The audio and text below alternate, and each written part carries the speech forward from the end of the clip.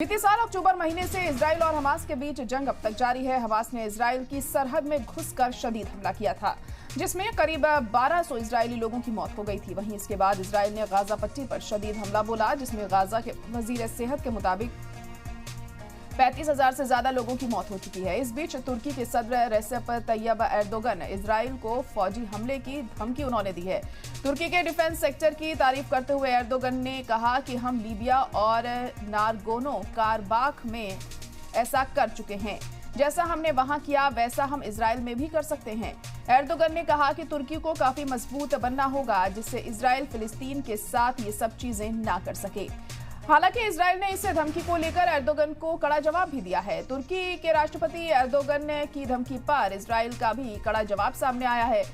Israel के विदेश मंत्री इजराइल कॉट्स ने एक्स पर ट्वीट करते हुए कहा है कि एर्दोगन सद्दाम हुसैन के नक्शे कदम पर चलते हैं और इजराइल पर हमले की धमकी देते हैं। इजराइल के वजीर आजम बेंजामिन नेतन्याहू ने इजराइल के कब्जे वाले गोलान हाइट्स पर हुए खतरनाक हमले का कठोर जवाब देने की कसम खाई है। इजराइल ने लेबनान के हिजबुल्लाह पर हमले के लिए जिम्मेदार होने का इल्जाम लगाया है, जिसे हिजबुल्लाह ने नकार दिया है। इस हमले ने दुश्मनों को एक बड़ी जंग की कगार पर पहुंचा दिया है। हाल ही में इजराइल के वजीर दिफा योआव गैलेंट ने अपने अमेरिकी हममनसब लॉयड ऑस्टिन को रॉकेट हमले के बारे में जानकारी दी। गैलेंट ने कहा कि ईरान हिमायत याफ्ता हिजबुल्लाह ग्रुप इस हमले के लिए जिम्मेदार है, लेकिन ईरान के नए सदर मसूद पेजेश्कियन ने इजराइल को लेबनान पर हमला करने के खिलाफ चेतावनी दी है। पेजेश्कियन ने फ्रांसीसी सदर इमैनुअल मैक्रों के साथ बातचीत के दौरान उन्होंने कहा कि अगर इजरायली हुकूमत लेबनान पर हमला करती है तो वह बहुत बड़ी गलती होगी, जिसके भारी नतीजे भुगतने होंगे। ये बात नेतन्याहू के अमेरिकी दौरे के बाद आई है, जहां रॉकेट हमला हुआ था, जिसमें मजदल शम्स शहर में 12 बच्चे मारे गए थे। अपने दौरे के दौरान नेतन्याहू ने चेतावनी दी कि इजराइल इसे यूं ही नहीं जाने देगा, हमारा रद्द-ए-अमल आएगा और ये कठोर होगा।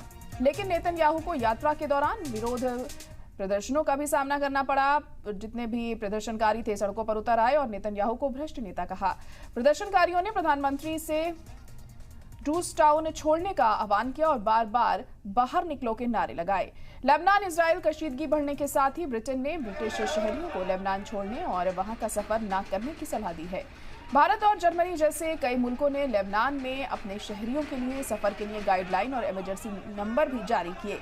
जर्मनी के वजीर खारजा एनालेना बेबॉक ने गोलान हाइट्स पर हमले की कड़ी मजम्मत की है और खित्ते में तनाव कम करने की अहमियत पर जोर दिया है।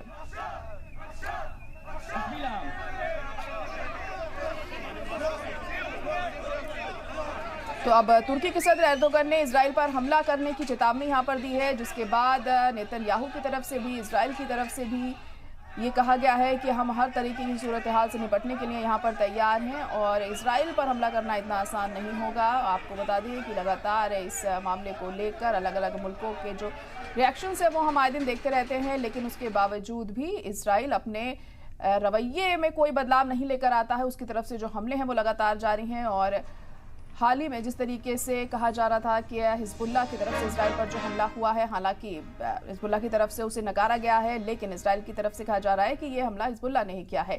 लेकिन अब आगे देखना होगा कि कौन किस पर और किस तरह से हमले करता है और जंग किस लेवल पर आगे बढ़ती है, बहुत अहम यहाँ पर हो जाएगा। हालांकि इजराइल की सड़कों पर जो एहतजाज का सिलसिला है वो भी थमने का नाम नहीं ले रहा है। नेतन्याहू के खिलाफ जो लगातार एहतजाज है वो भी किया जा रहा है यहाँ पर और हालात भी खराब होते जा रहे हैं। और तुर्की और ईरान की धमकी के बाद अब देखिए क्या कुछ इजराइल यहाँ पर करता है, यह अहम होगा, क्योंकि एर्दोगन ने ये बात साफ कर दी है कि अगर इसी तरीके से फिलिस्तीन पर हमले जारी रहें तो वो भी इजराइल पर हमला करेंगे और इजराइल के अंदर घुसकर इजराइल के खिलाफ कड़ी कार्रवाई की जाएगी। तो तमाम तरह की बातें यहाँ पे एर्दोगन की तरफ से सामने आई, जिसके बाद नेतन्याहू ने भी सख्ती से इसका जवाब यहाँ पर दिया है और कहा है कि हम किसी से डरने वाले नहीं हैं और हर तरीके का सामना हम यहां पर करेंगे।